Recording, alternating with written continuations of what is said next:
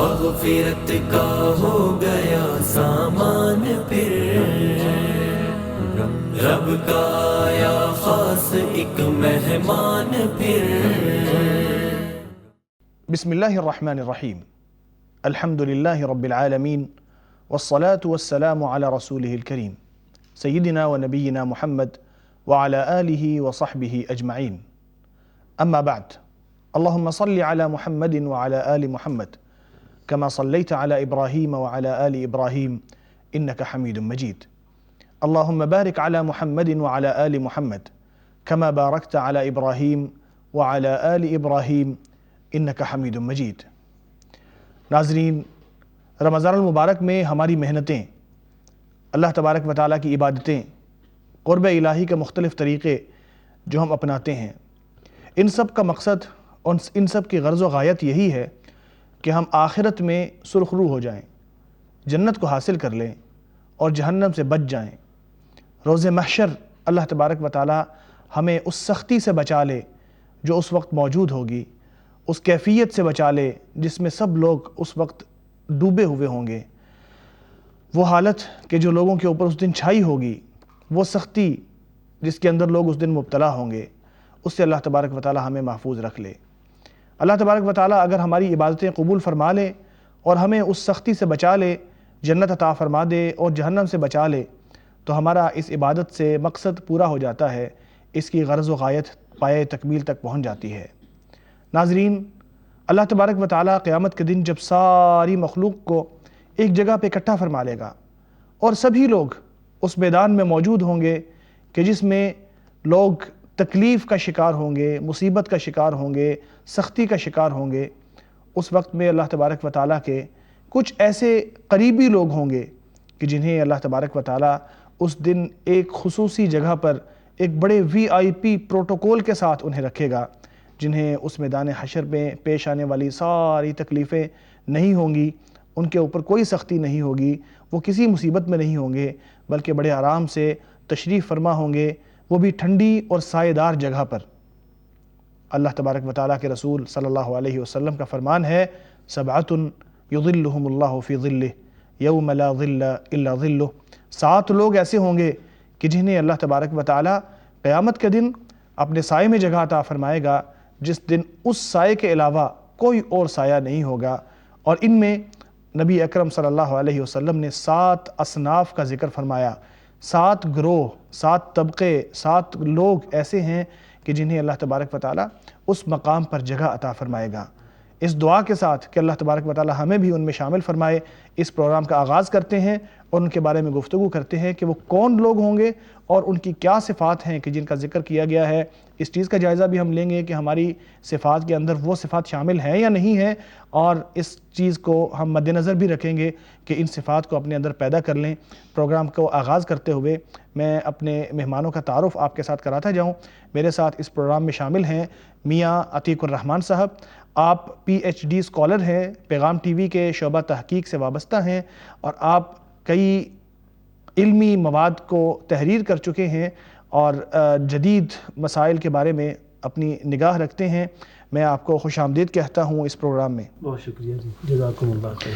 میرے دوسرے مہمان ہیں قاری نصیر صاحب، آپ فاضل مدینہ یونیورسٹی ہیں اور پیغام ٹی وی کے شعبہ تحقیق سے ایک عرصے سے وابستہ ہیں، مختلف مقامات پر تدریس کے فرائض بھی سر انجام دے رہے ہیں۔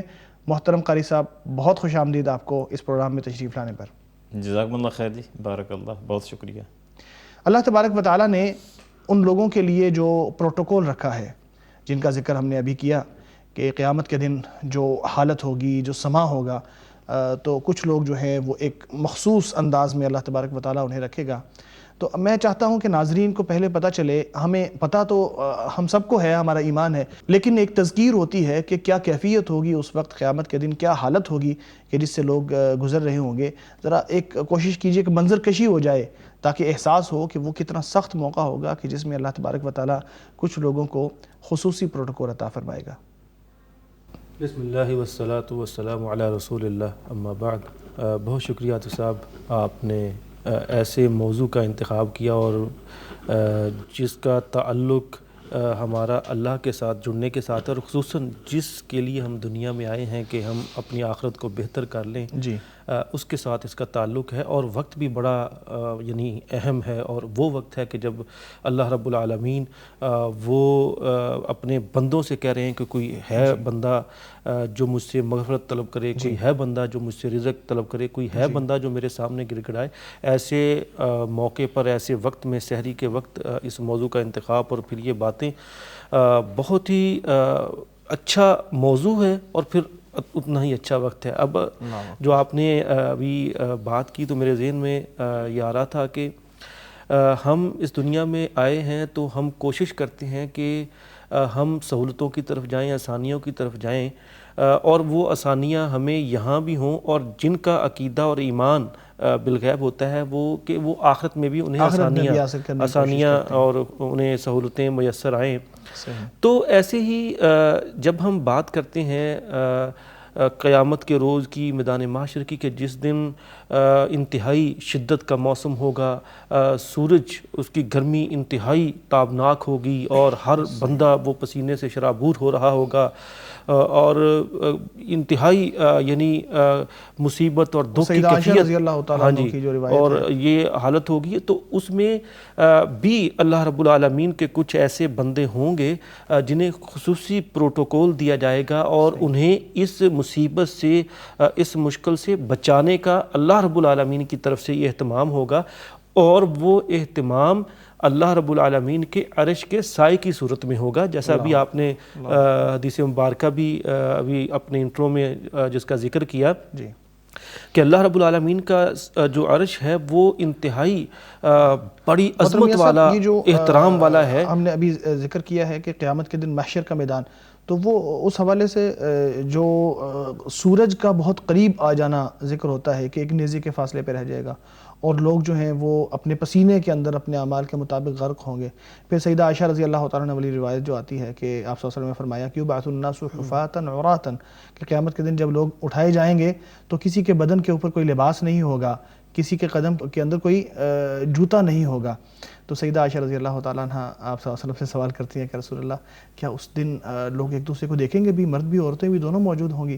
تو آپ صلی اللہ علیہ وسلم نے فرمایا کہ عائشہ وہ بڑا ہولناک منظر ہوگا، اور لوگ اس سے بڑی مصیبت میں ہوں گے کہ وہ اس چیز کے بارے میں سوچیں۔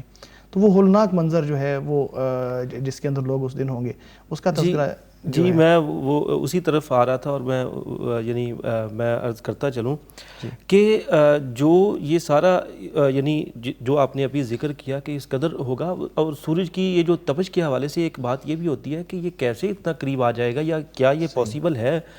تو اگر ہم اپنی جو آج کی جدید سائنس ہے نا، اس پر بھی غور کر لیں تھوڑا سا، تو یہ ہمیں بڑی حد تک پاسبل نظر آتا ہے۔ مثال کے طور پہ ابھی جو سورج ہم سے اس کا فاصلہ تقریباً 15 کروڑ کلومیٹر ہے اس کا نا، یعنی اتنی دور سے وہ ہمیں اتنی شدت کی گرمی دیتا ہے کہ جب سخت گرمی کا موسم آتا ہے تو درجہ حرارت جو ہے وہ 50-60 سینٹی گریڈ تک چلا جاتا ہے۔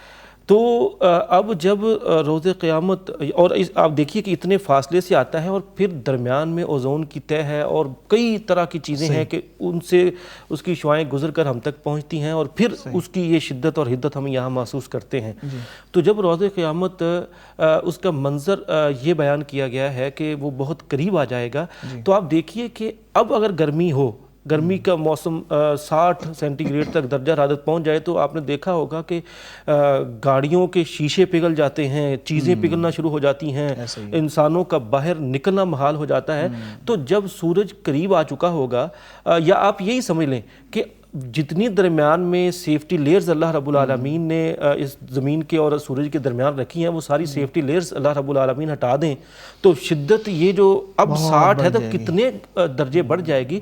تو جب ہم سے یہ 60 درجے کی گرمی یہ برداشت کرنا مشکل ہو جاتا ہے، تو پھر جب یہ بڑھ کر 70 گنا تک، یعنی اس سے بھی زیادہ جو ہے وہ شدت کی گرمی ہوگی، تو پھر ہم کیسے، یعنی وہاں کیا صورتحال ہوگی؟ یعنی آپ ذرا تصور کیجئے کہ اگر اب تھوڑی سی گرمی ہو، وہاں پسینے سے شرابور ہوں، تو حالت بھی ہوشی والی ہو جاتی ہے، لیکن اس وقت ہوگا یہ کہ اس وقت کسی کی جان نہیں نکلے گی، اب تو یہ ہے نا کہ کسی کا سخت گرمی ہوئی, گرمی کی وجہ سے جان نکل گئی تو بندے کی جان چھوٹ گئی, ہاں جی موت ختم ہو جائے موت اس وقت آنی نہیں کسی کو. تو جو جس کو شدت اور تکلیف ہونی ہے تو وہ اس کو مسلسل ہوتی رہنی ہے کہ جان جانے سے وہ چھٹکارا حاصل نہیں ہوگا. اور پھر اس سارے یعنی ہولناک دن میں کہ جب صورتحال اس قدر, اور زمین کے حوالے سے تو آتا ہے کہ وہ اس قدر یعنی گرم ہو جائے گی جیسے تانبا ہوتا ہے. اب تانبا جب شدید گرم ہو تو یعنی وہ جو چیز اس کے ساتھ ٹچ ہو تو وہ جھلس جاتی ہے آٹومیٹکلی. ہاں جی, تو ایسی کیفیت ہوگی. اور پھر پسینے کے حوالے سے تو یعنی یہ اصل میں بیسیکلی نا اس دن کی ہولناکی کا ذکر ہو رہا ہے. ہاں جی, کہ جتنی شدت کی جتنی صورتیں ہو سکتی ہیں گرمی کی وجہ سے وہ ساری اس دن اپنے جوبن پر ہوں گی.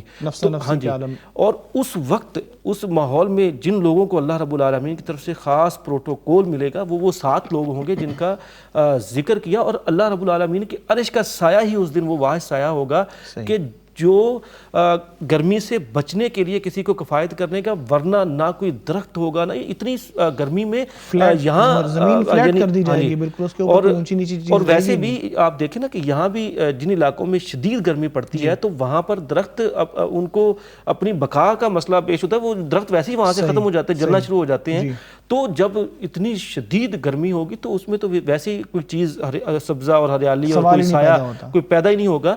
تو اس وقت جس چیز کا سایہ ہوگا وہ صرف اللہ رب العالمین کی عرش کا سایہ ہوگا. اور وہ عرش بڑا عظمت والا عرش ہے, اور وہ بڑا قرآن کریم میں اللہ رب العالمین فرماتے ہیں کہ قل من رب السماوات السبع رب العرش العظیم.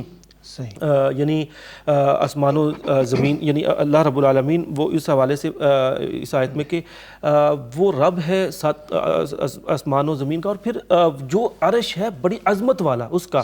اور پھر اسی طرح دوسرے مقام پہ کہا گیا کہ لا الہ الا هو رب العرش الکریم, یعنی جو عزت والا عرش ہے وہ اس کا, یعنی اس کی ملکیت ذکر کی گئی ہے. اور پھر اسی طرح ایک جگہ پہ ذو العرش المجید کہا گیا. اس سے آپ اندازہ لگا سکتے ہیں کہ یہ بزرگی, عزت, عظمت, یہ سارے اس عرش کی خصوصیات یا صفات ذکر ہوئی ہیں. اور ظاہر ہے میں چاہوں گا آپ جو لوگ ہیں جن کی صفات کا ہم نے تذکرہ کرنا ہے, اگر اس طرف میں وہی اسی طرف آ رہا ہوں کہ اب جو اتنا عظمت, عزت اور اتنی بزرگی والا عرش ہے, اس کے لیے جو پروٹوکول جن لوگوں کو ملنا ہے, جن کو ان کا سایہ نصیب ہونا ہے, ان کا کردار, ان کی گفتار, ان کا عمل بھی اتنا ہی بلند, بزرگی اور عزت احترام والا ہونا چاہیے. اور وہ کن لوگوں کا ہو سکتا ہے اس کا ذکر رسول کریم صلی اللہ علیہ وسلم نے اس حدیث مبارکہ میں کیا تھا, جو آپ یعنی ابھی جو آپ نے انٹرو میں پڑھی تھی کہ 7 وہ لوگ ہیں, 7 وہ عمل ہیں ان لوگوں کے, یعنی جو وہ سر انجام دیتے ہیں, جو 7 لوگوں کا وہ کردار ہے جو اللہ کو اتنا پسند ہے کہ اللہ رب العالمین اس دن, جس دن اتنی ہولناکی ہوگی جو ابھی ذکر ہوا, اس میں خصوصی پروٹوکول کے ساتھ جو عظمت والا, عزت والا, احترام والا عرش ہے اس کے نیچے سایہ فراہم کریں گے. اور وہ اس جو گرمی اور شدت کی, ہاں جی, جو تپش ہوگی یا اس طرح جو میدان معاشر کی ہولناکی ہوگی وہ اس سے محفوظ ہو جائیں گے. تو یہ یعنی آپ ایسے سمجھ سکتے ہیں کہ ہمیں اس طرف ترغیب بھی دی گئی ہے, اور ہمیں ایسا کردار یعنی آئیڈیل کردار اپنانے کے حوالے سے بھی بات کی گئی ہے. وہ 7 افراد ابھی آگے ذکر ہوں گے, ہم ان کا ذکر ایک ایک کر کے کرتے ہیں. اور قاری صاحب میں آپ سے شروع کروں گا, اور ناظرین کا امتحان بھی ہے کہ انہوں نے جب یہ پروگرام ختم ہوگا تو ایک دوسرے کو انہوں نے یہ 7 لوگوں کا سنانا بھی ہے کہ یہ کون تھے, انہیں یاد ہو جانا چاہیے پروگرام کے اندر. تو پہلا شخص کون ہے جس کا تذکرہ اس حدیث میں آیا ہے؟ الحمدللہ والصلاة والسلام علی رسول اللہ جی وعلی آلہ وصحبہ ومن والہ, اما بعد. عاطف صاحب بہت شکریہ آپ کا, پیغام ٹی وی کا. اللہ پاک اس پیغام ٹی وی کو اور ترقی عطا فرمائے, آمین. آپ نے تذکرہ شروع کیا ہے, وہ صحیح حدیث ہے, صحیح بخاری اور صحیح مسلم کی, متفق علیہ حدیث ہے کہ 7 یظلہم اللہ فی ظلہ یوم لا ظل الا ظلہ. صحیح. ان میں سے پہلا آدمی جو نبی کریم صلی اللہ علیہ وسلم نے گنوایا ہے, امام عادل. صحیح. کہ عدل کرنے والا امام. اب یہاں پہ 2 چیزیں ہیں, ایک لفظ امام ہے, ایک عادل ہے. صحیح.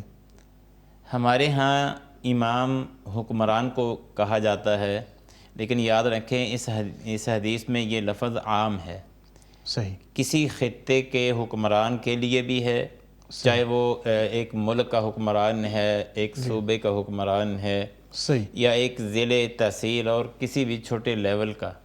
صحیح، اچھا، یہ حتیٰ کہ گھر کا جو سربراہ ہے، جی، ایک حدیث میں اس کو بھی اسی لفظ سے جو ہے نا وہ تعبیر کیا گیا ہے۔ وہ تو راعی کے الفاظ استعمال ہوئے، کلکم راعن وکلکم مسئول عن اچھا، رعیتہ۔ رعیت کس کی ہوتی ہے؟ امام کی ہوتی ہے، حکمران کی ہوتی ہے۔ ٹھیک، تو گھر کے افراد جو ہیں وہ بھی کسی کے تابع ہیں، ٹھیک، تو جو ان کا سربراہ ہے وہ بھی امام ہے، وہ ان کا اس لیول پر امام ہے۔ دیکھیں رعیت تو ہمیشہ کسی حکمران کی ہوگی نا، حاکم تو ہوگا، ٹھیک، کسی حاکم کی رعیت ہو سکتی ہے۔ صحیح، تو تمام وہ لوگ جن کا تھوڑے سے تھوڑے اور زیادہ سے زیادہ افراد پر کوئی کنٹرول ہے جی، اور اس کی نگرانی ہے، اور وہ لوگ اس کے ماتحت رہ رہے ہیں، زندگی بسر کر رہے ہیں، تو وہ امام کے لفظ میں شامل ہے۔ صحیح، دوسرا لفظ بولا گیا ہے العادل۔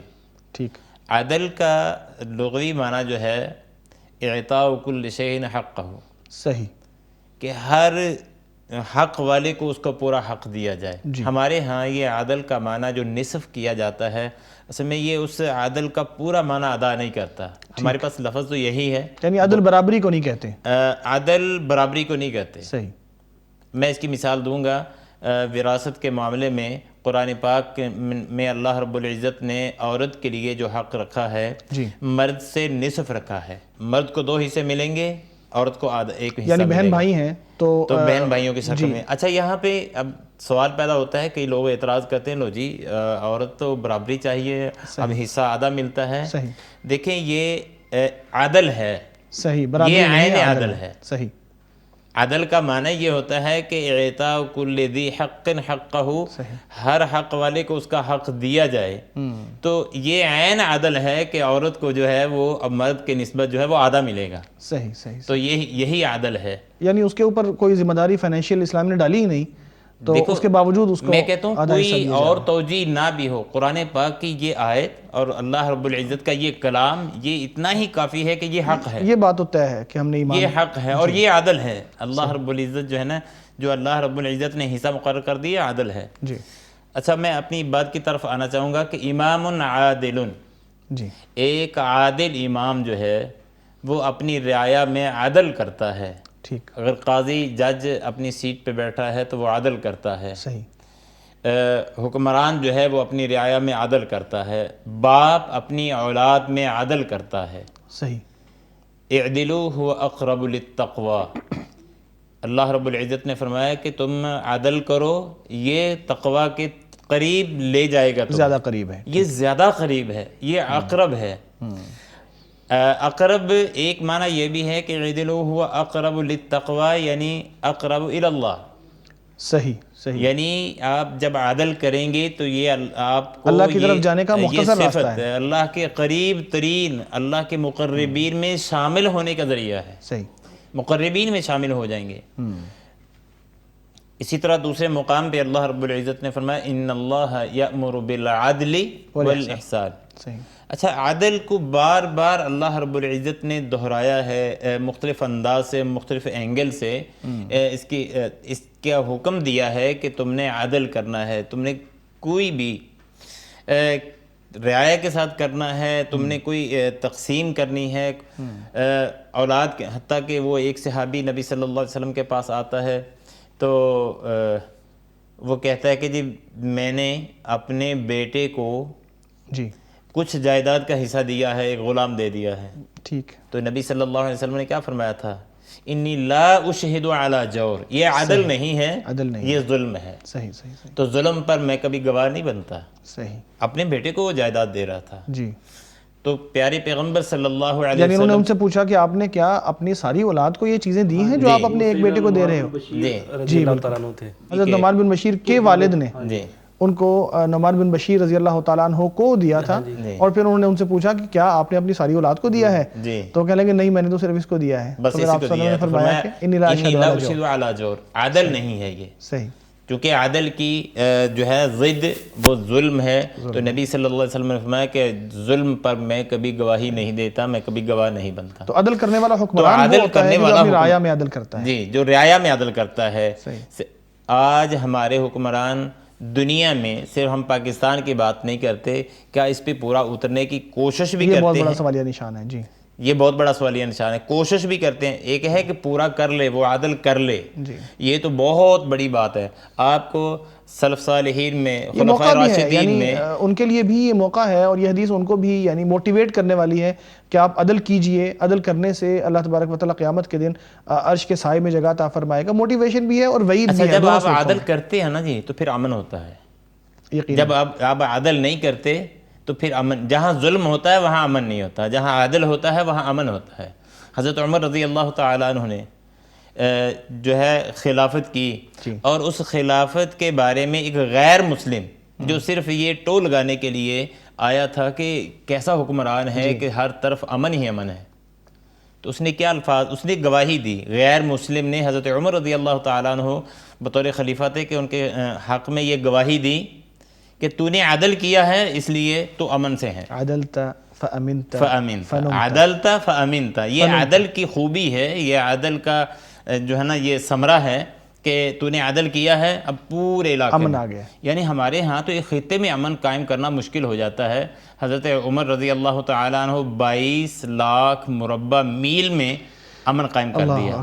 تو کیا تھا؟ صرف ایک عدل کی وجہ سے امن قائم شاعر نے ہوتا بھی ہے. کہا کہ وہ جو آدمی آیا تھا اس نے کہا فقال قولة حق أصبحت مثلا وأصبح الجيل بعد الجيل يرويها أمنت لما أقمت العدل بينهم فنمت نوم قرير العين هانيها، کہ اس نے ایک حق کا کلمہ کہا، گواہی دی کہ آپ عدل کرنے والے ہیں اور عدل کی بنیاد کے اوپر آپ کو امن ملا ہے، اور جب آپ کو امن مل گیا ہے تو آپ بے فکری کے عالم میں سو رہے ہیں اور آپ کو کسی بد امنی کی کوئی فکر نہیں ہے. ناظرین یہاں پہ لیتے ہیں ایک چھوٹا سا وقفہ، وقفے کے بعد ملتے ہیں. مغفرت کا ہو گیا سامان پھر، رب کا آیا خاص ایک مہمان پھر. مغفرت کا ہو گیا سامان پھر، رب کا آیا خاص ایک مہمان پھر. ویلکم بیک ناظرین. عرش کے سائے میں سایہ پانے والے خوش بخت لوگوں کی بات کر رہے ہیں. اللہ تبارک و تعالیٰ مجھے اور آپ کو ان میں شامل کرے. ان میں دوسرا شخص، پہلے شخص کا تو ہم نے ذکر کیا کہ امام عادل، عدل کرنے والا حکمران، اس حوالے سے بات ہو گئی. اب ہم بات کریں گے اس نوجوان کی کہ جو اللہ تبارک و تعالیٰ کی عبادت میں اپنی جوانی کو گزار دیتا ہے. مطلب قاری صاحب اس حوالے سے آپ فرمائیے کہ یہ کون ہے شاب نشأ فی عبادت اللہ؟ اللہ اکبر. عاطف صاحب اس کے بارے میں نا ایک شاعر کا قول ہے، فارسی کا شعر ہے. وہ کہتا ہے کہ در جوانی توبہ کردن شیوائے پیغمبری، وقت پیری گرگ ظالم میں شود پرہیزگار. یہ جو جوانی کی توبہ ہے اور جوانی کی عبادت ہے، اس کی لذت ہی اپنی ہے. صحیح. حضرت سلیمان علیہ السلام جی جو ہے ان کے بارے میں قرآن پاک میں ہے حتیٰ اذا بلغ اشدہ وبلغ 40 سنہ قال رب اوزعنی ان اشکر نعمتک التی انعمت علی وعلی والدی. یعنی یہ جوانی کے عالم میں اللہ مجھے ایسی توفیق دے کہ میں تیرا شکر ادا کروں جو تو نے مجھ پر نعمت کی اور میرے والد پر بھی نعمت کی. صحیح. یہ جو احسان اور یہ جو نیکی اللہ، یہ جو تیرا انعام ہے، اس انعام کے بدلے شکریہ ادا کرنے کی اب یعنی اس جوانی کے عالم میں 40 سال کی عمر میں. صحیح. تو یہ جو ہے نا جوانی کی. اور اسی طرح قرآن پاک میں وہ اصحاب کہف کے بارے میں ہے کہ انہم فتیۃ آمنوا بربہم وزدناہم ہدی. صحیح. یعنی اللہ تعالیٰ نے ان کی تعریف کی کہ وہ جو نوجوان ایمان لائے تھے. صحیح. دنیا کی کوئی قوم بھی ہوتی ہے، نوجوان ان کا سرمایہ ہوتے ہیں. اور آج کل تو جو ہے اس دور میں خاص طور پہ نوجوانوں پہ اس قدر وہ فوکس کیا جا رہا ہے کہ دنیا کی کس قوم کے پاس کتنے نوجوان ہیں، کس قوم کے پاس، کس ملک کے پاس کہاں زیادہ نوجوان ہیں. یعنی ان کی بہت زیادہ اہمیت ہے اور ان کا بہت بڑا کردار بھی ہے. اگر نوجوان اسلام لے آئیں، مومن بن جائیں تو اسلام کے لیے بلندی کا ذریعہ بنتے ہیں. یقیناً. آپ دیکھ لیں حضرت عمر رضی اللہ تعالیٰ عنہ جوانی کے عالم میں جب ایمان لاتے ہیں تو جوان تھے. حضرت حمزہ رضی اللہ تعالیٰ عنہ جی. تو ایسے جری بہادر نوجوان، تو اسلام کو بھی ان کی سپورٹ کی اور ان کی ضرورت تھی، اور اللہ تعالیٰ کی توفیق سے وہ ایمان بھی لائے اور پھر اسلام کو واقعتاً بلندی بھی ملی صحیح. اور اسلام کو طاقت بھی ملی. صحیح. تو یہ جو ہے نا، یہ اللہ تعالیٰ کے ہاں بھی بڑی مقبول چیز ہے. اللہ نے بھی اس کو، دنیا والے بھی ترجیح نوجوان کو دیتے ہیں نا، تو اللہ تعالیٰ نے بھی نشأ فی طاعت اللہ کی جو بات کی گئی ہے وہ پلتا ہے، بڑھتا ہے اللہ کی فرما برداری کرتے ہوئے. اچھا، اس میں یہ بات یاد رکھنا کہ ایک نوجوان، ایک تو یہ ہے کہ جوانی میں وہ عبادت میں لگ جائے، صحیح. لیکن عبادت میں وہ تب لگے گا جوانی کے اندر کہ وہ اس کا آغاز اور اس سے پہلے اس کی تربیت پرورش اس طرح کی ہوئی ہوگی، تب جا کے. صحیح. ورنہ تو دنیا والے کہتے ہیں کہ جوانی مستانی ہوتی ہے، جوانی کے اندر تو پتہ نہیں ہر بندہ ہی وہ جو ہے نا وہ بے راہ روی کا شکار ہو جاتا ہے. تو تربیت جب ہوئی ہوگی، دیکھیں جب شاخ موٹی ہو جائے تو آپ اس کو ٹیڑھا میڑھا نہیں کر سکتے. آپ اس کو سنوارنا چاہیں گے، آپ اس کو جو ہے وہ ٹیڑھا کرنا چاہیں گے تو وہ مڑے گی نہیں، وہ ٹوٹ جائے گی. صحیح. جو ایسا نوجوان جو اللہ کی عبادت میں جوانی گزارے، تو جوانی گزارنے سے پہلے وہ بچپن سے لے کے وہ ایک تربیت والی عمر سے لے کے اس کی تربیت ہوئی ہوگی، اور ایسے لوگوں کے زیر سایہ اس کی پرورش پڑی ہوگی. یعنی نوجوان نیک بندے کے لیے یہ ضروری ہے کہ اس سے پہلے اس کی تربیت بھی ایسی ہوئی ہو کہ وہ اس کو نیکی کی طرف لے کر جائے. ورنہ تو جو ہے، اچھا بسا اوقات ایسا ہوتا ہے کہ واقعتاً نیک گھرانے کا فرد ہے، نیک گھرانے کا نوجوان ہے، لیکن وہ بچپن میں تربیت ہوئی تو رستے میں جاتے ہوئے کبھی بے راہ روی کا شکار ہوا، لیکن وہ جلدی پلٹ آئے گا. غلطی ہو جاتی ہے، غلطی تو ہو جاتی ہے، کیونکہ تربیت اچھی ہے، بے راہ روی کا شکار ہو جائے گا. کبھی یونیورسٹی کے اسٹوڈنٹوں کے ساتھ مل کے، کالج کے جو ہے نا اپنے ساتھیوں کے ساتھ مل کے، تو کبھی بے راہ روی کا شکار ہوگا لیکن جلدی پلٹے گا اگر بچپن سے تربیت نہیں ہوئی.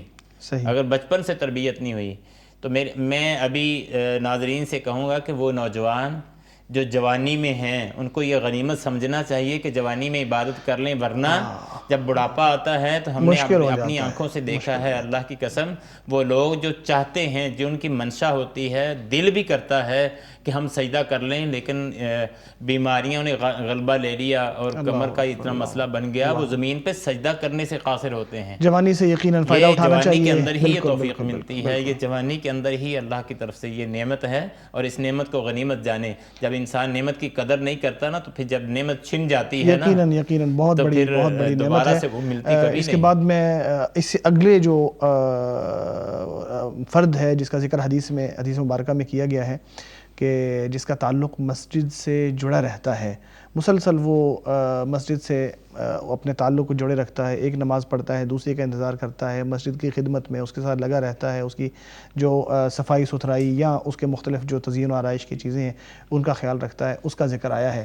تو اس حوالے سے کیا تفصیلات ہیں؟ بہت شکریہ عاطف صاحب.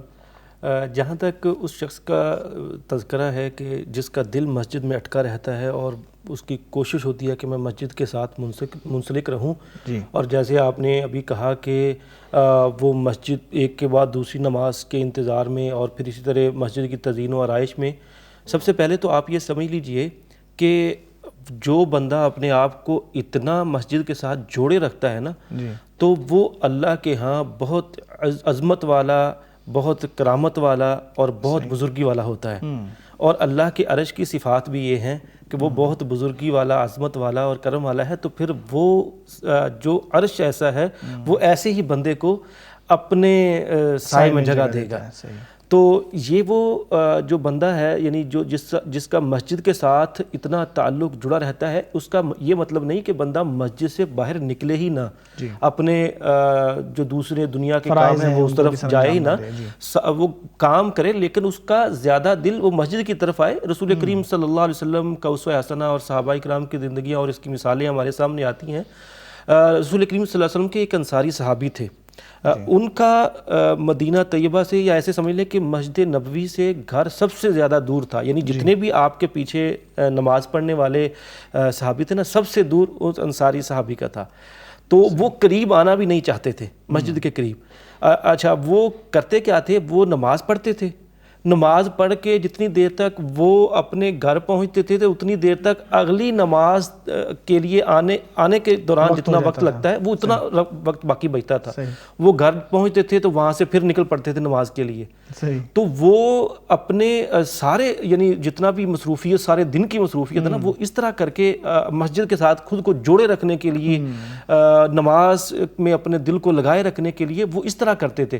اور کبھی انہوں نے یہ خواہش نہیں کی تھی کہ میں مسجد کے قریب بھی آ جاؤں، وہ کہتے تھے اس لیے تاکہ میں گھر پہنچوں، یعنی نماز پڑھ کے گھر جاؤں، اور وہاں یعنی یہ جو وقت گزرا ہے یہ گھر جانے کے لیے، اور پھر میں جیسے ہی گھر پہنچوں پھر میں اگلی نماز کے لیے جو ہے وہ مسجد کی طرف نکل پڑوں۔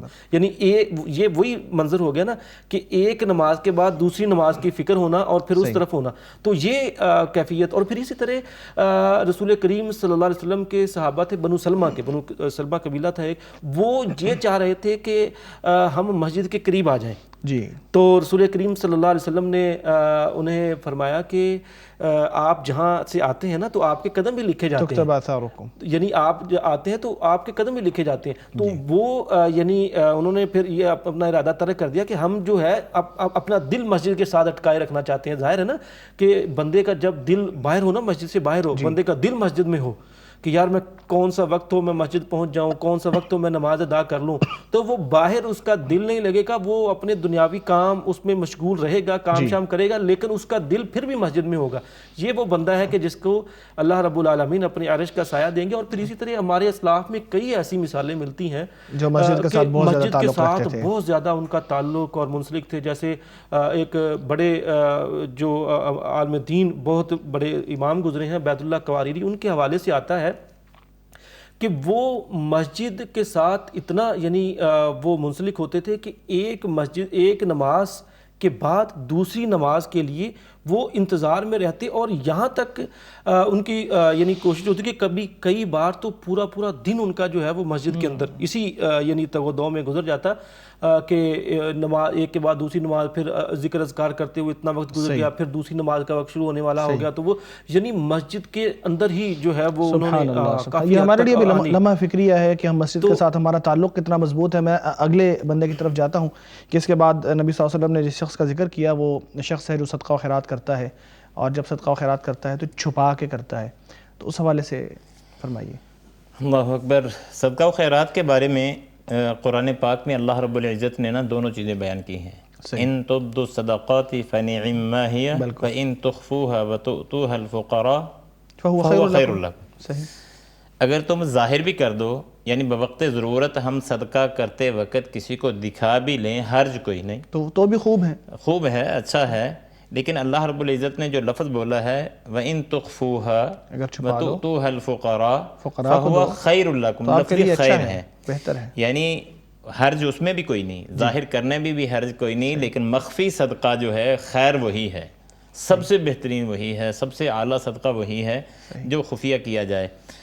اس حدیث میں بھی نبی صلی اللہ علیہ وسلم نے فرمایا کہ حَتَّى لَا تَعْلَمُ شِمَالُهُ مَا تُنْفِقُ يَمِينُهُ، اللہ اکبر، دائیں ہاتھ سے جو خرچ کیا جا رہا ہے وہ بائیں کو پتہ بھی نہیں، صحیح، یعنی اس قدر خفیہ، اتنا خفیہ جو ہے، اور چھپا کر دوسرے کو تو پتہ کرنا درکنار، یعنی خود اپنے جسم کی باڈی کو، یعنی ویسے تو یہ جسم کو پتہ ہی ہوتا ہے کہ دوسرے جسم کے اعضاء کیا کر رہے ہیں، لیکن یہ اظہار کرنے کے لیے کہ اتنا چھپا کے کرو کہ آپ کو خود نہ پتہ چلے کہ میں نے کیا کیا۔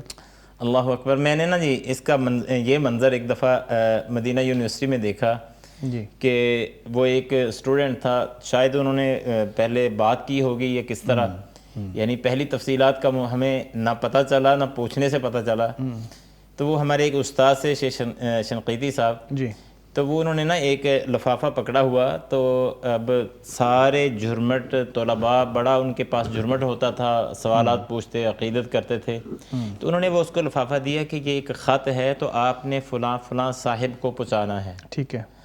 اچھا، وہ ظاہر ہے عام لڑکوں نے تو یہی سمجھا کہ کوئی لیٹر ہوگا، کسی قسم کی کوئی بات ہوگی تو پہنچانی ہوگی، تو وہ بعد میں پتہ چلا کہ اصل میں وہ خط نہیں تھا، وہ اس طالب علم کو شیخ صاحب نے کچھ مالی معاونت کی تھی، اچھا، اور اس میں وہ پیسے تھے.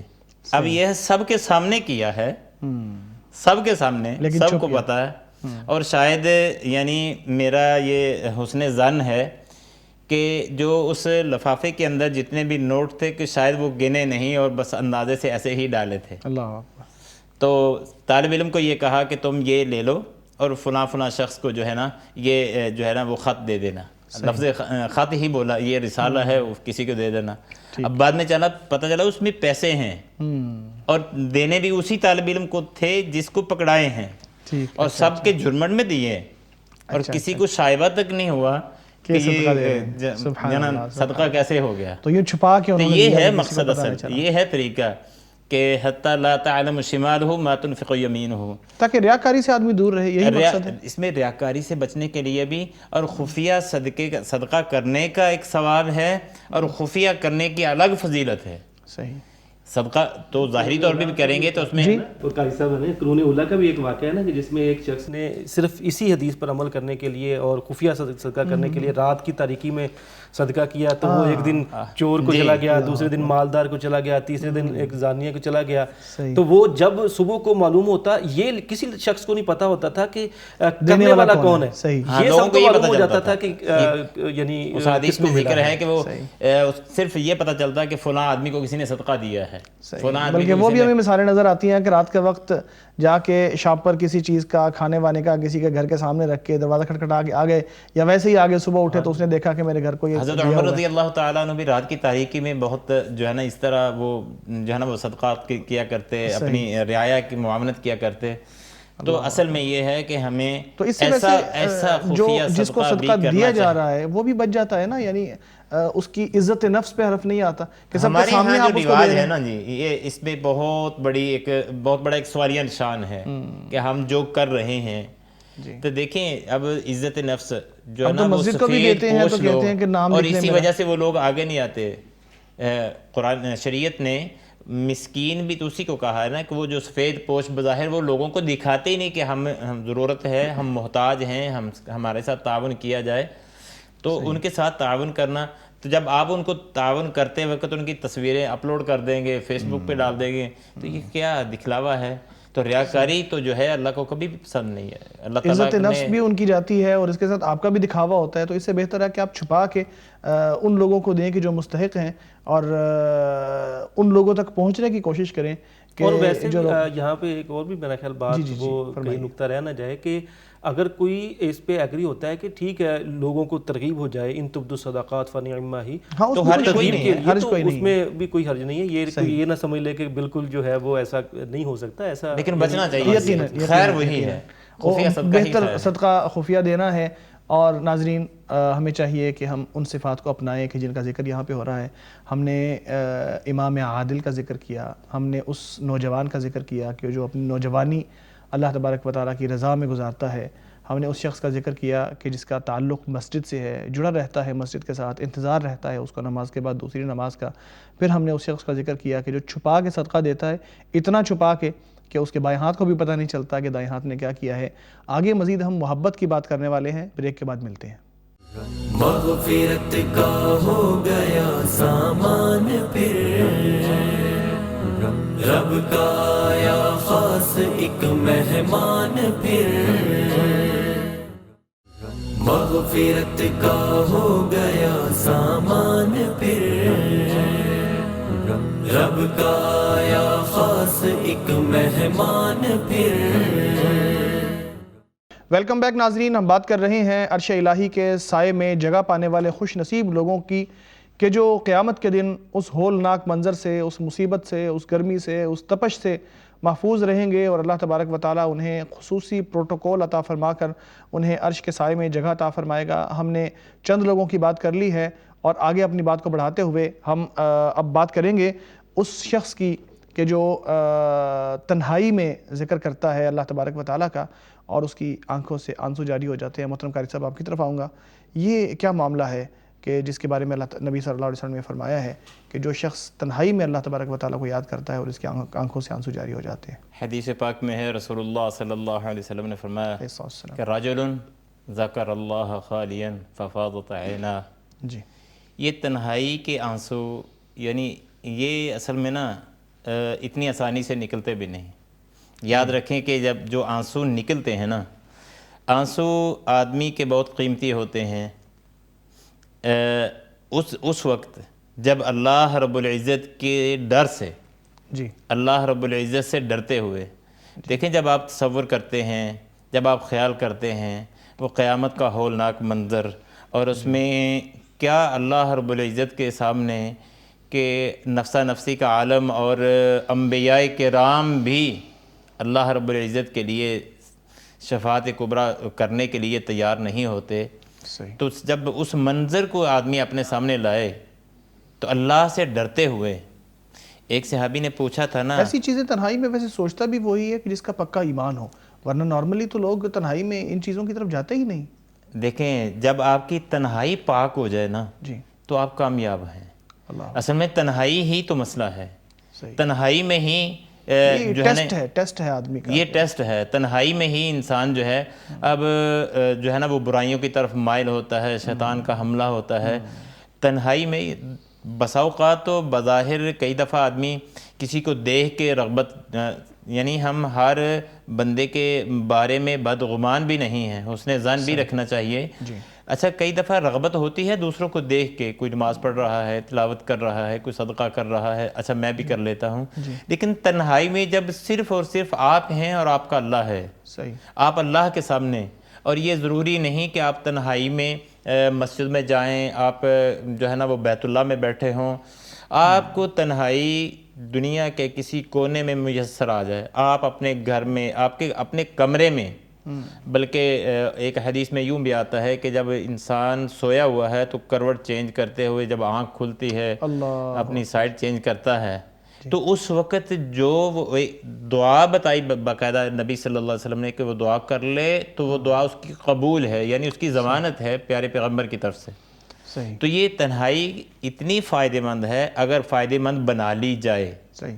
ورنہ تو تنہائی کے اندر عام طور پہ جو ہے وہ لوگ جو ہیں وہ برائیوں کی طرف ہی میلان ہوتا گناہوں ہے. کی طرف مائل ہوتے ہیں. یہاں سے پتہ دیکھیں چلتا ہے کہ تنہائی آدمی میں نیکی کی طرف یہ اس مائل ہے رات یا کی برائی کی تاریکی کا فائدہ اٹھا کے چور چوری کرتا ہے، یہ رات کی تاریکی کا فائدہ اٹھا کے کئی قاتل قتل کرتے ہیں، کئی گناہ جو ہے نا وہ رات کی تاریکی اور اسی رات کی تاریکی کا فائدہ اٹھا کے جو پرہیزگار ہے وہ اللہ کو راضی کرنے کی دیکھیں یہ تو کوشش پھر کرتا میلان ہے نا جس کا جس طرف میلان ہے، جو اللہ کی طرف جس کا میلان ہے، جو اللہ سے ڈرنے والا ہے، جو خوف خدا رکھنے والا ہے. آنکھ کھل گئی، اچھا گہری نیند سویا رہا تو سویا رہا، جب آنکھ کھل گئی تو بس وہ کہتا ہے اچھا یار موقع مل گیا ہے اب تنہائی میں وہ اللہ کا ذکر کرتا ہے. اس کے لیے یہاں حدیث میں بھی اور شارحین نے بھی کوئی تذکرہ نہیں کیا کہ اس کے لیے وضو بھی شرط ہے، اس کے لیے وہ باقاعدہ مصلی بچھا کے نماز پڑھنا شرط ہے. اس کے کسی وقت بیٹھا ہے، اس کو اللہ کی یاد آئی ہے، اس کو خیال آیا ہے یہ تنہائی صرف اس کو جب میسر ہے تو اکیلا بیٹھا. اگر کسی گاڑی میں جو ہے نا وہ سفر کرتے ہوئے بالکل تو یہ جو ہے نا اللہ رب العزت کو دو قطرے، ایک خون کا قطرہ اور ایک آنسو کا، قاری صاحب جی یہ آنسو کا قطرہ جو ہے اللہ تعالیٰ کو پسند ہی ہے. ایک صحابی نے پوچھا تھا نبی صلی اللہ علیہ وسلم سے جب آپ نے جہنم کی ہولناکی کو بیان کیا تو اس نے پوچھا اللہ کے رسول اتنی بڑی آگ جو جلے گی اور جس میں پتھر وقودها الناس والحجارہ وہ پتھروں سے جلائی جائے گی، تو اس کو بجھانے کے لیے، اس کو ماند کرنے کے لیے کیا طریقہ ہے؟ تو پیارے پیغمبر نے فرمایا تیری آنکھ سے نکلنے والا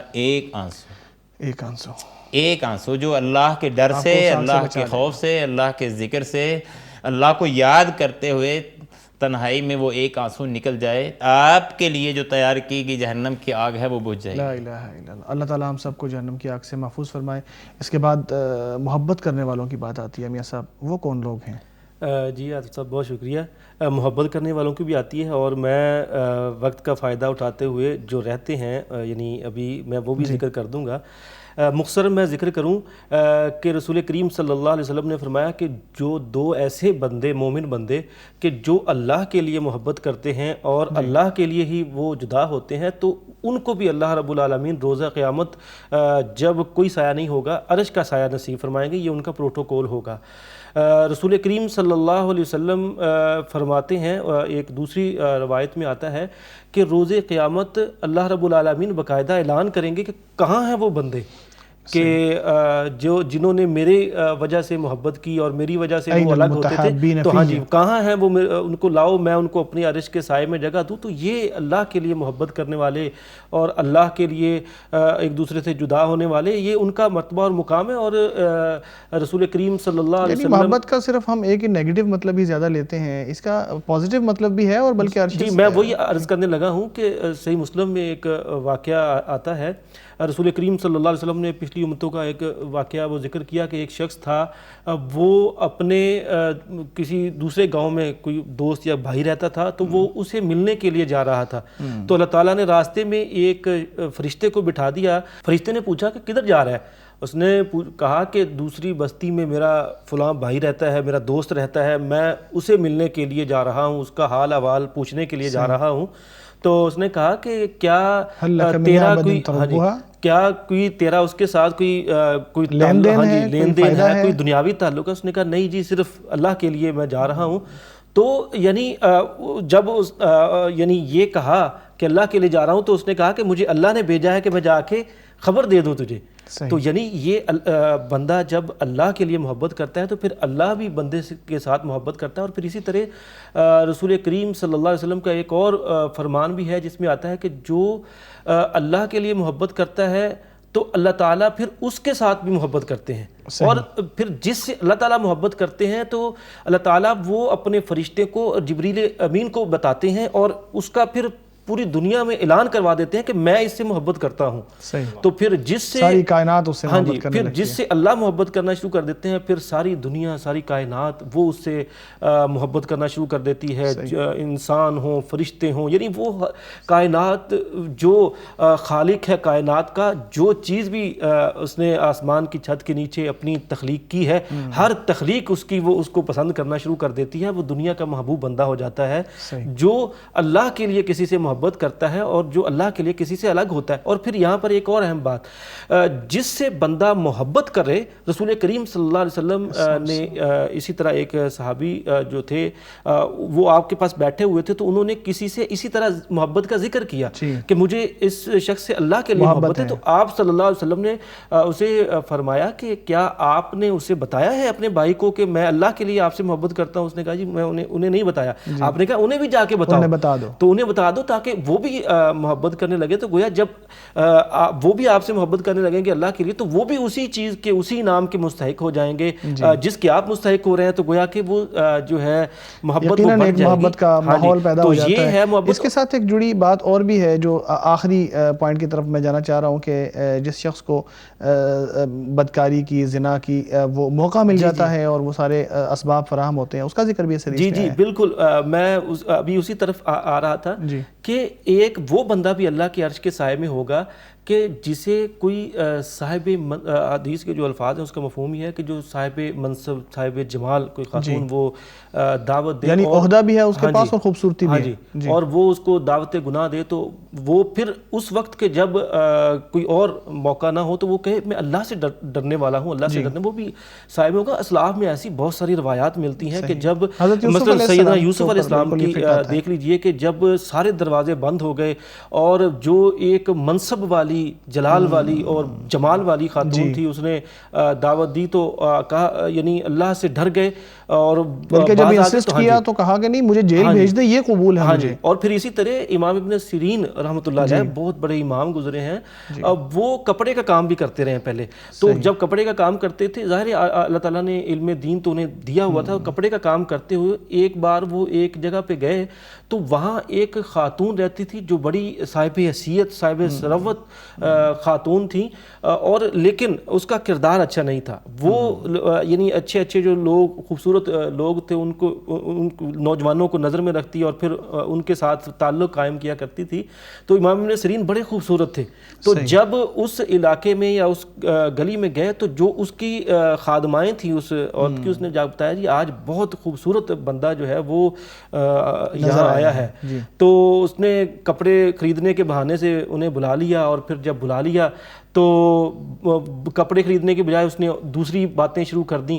تو جب امام ابن سیرین رحمۃ اللہ علیہ وہ بھاپ گئے کہ اس کا ارادہ اچھا نہیں ہے, ٹھیک نہیں ہے, اور پھر اب میں اس کے چنگل سے یہاں سے نکل بھی نہیں سکتا, تو انہوں نے پھر ایک ترکیب اختیار کی اللہ کے خوف اللہ کے ڈر سے, اور کہا کہ جی مجھے بڑی ابھی قضاء حاجت ہو رہی ہے تو میں اس کے لیے جانا چاہتا ہوں. پھر وہ جیسے ہی وہاں سے وہ اوپر تھے نا, اوپر سے نیچے اترے تو وہ جو بارش کا ایک جہاں سے پانی نکلتا ہے نا, یا اسی طرح جو باورچی خانے کی ایک وہ ہوتی ہے بنی ہوئی, تو وہاں جو لگی ہوئی تھی سیاہ کالک اور اس طرح کی چیزیں وہ مل لی, اور اس لیے تاکہ میں اس کو جو یعنی میری طرف وہ اٹریکٹ ہو رہی ہے وہ اٹریکشن ختم ہو جائے.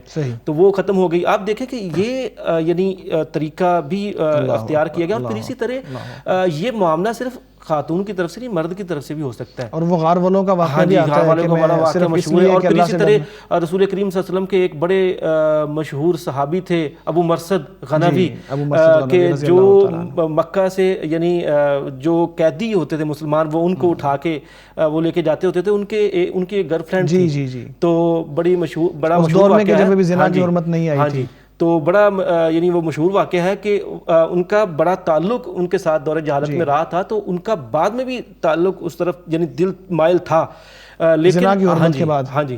تو لیکن جب رسول کریم صلی اللہ علیہ وسلم کے پاس آپ یعنی وہ سارا معاملہ پہنچا تو آپ نے یعنی ابو مرثد نے نکاح کی اجازت مانگی, تو آپ نے کہا کہ وہ یعنی الزانی لا ينکح الا زانی, صحیح, کہ آپ کا وہ نکاح نہیں ہو سکتا اس کے ساتھ. تو جب یہ حکم آ گیا تو انہوں نے اپنی پسند کو بھی چھوڑ دیا, نظر انداز کر دیا, اور پھر اس نے جو دعوت دی تھی اس وقت جب ایک قیدی کو اٹھانے کے لیے گئے تھے اور اس کو اس وقت بھی ٹھکرایا, اور پھر اس کے نتیجے میں انہیں وہ جو قیدی لینے گئے تھے نا ان کا راز فاش ہو گیا تھا.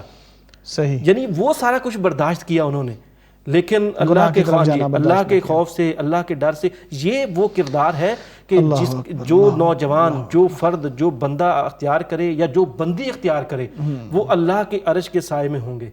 صحیح. تو اور اسی طرح ایک اور بھی جو اس حدیث میں ایک اور حدیث میں آتا ہے کہ جو بندہ قرض کے اندر کسی کو مہلت دیتا ہے یا اسی طرح قرض معاف کر دیتا ہے تو وہ بھی اللہ کے عرش کے سائے میں ہوگا. صحیح. اور پھر اسی طرح جو شہید ہوتا ہے, شہید کے حوالے سے بھی آتا ہے کہ وہ رسول کریم صلی اللہ علیہ وسلم احد کے جو شہداء تھے ان کے حوالے سے ذکر فرما رہے تھے.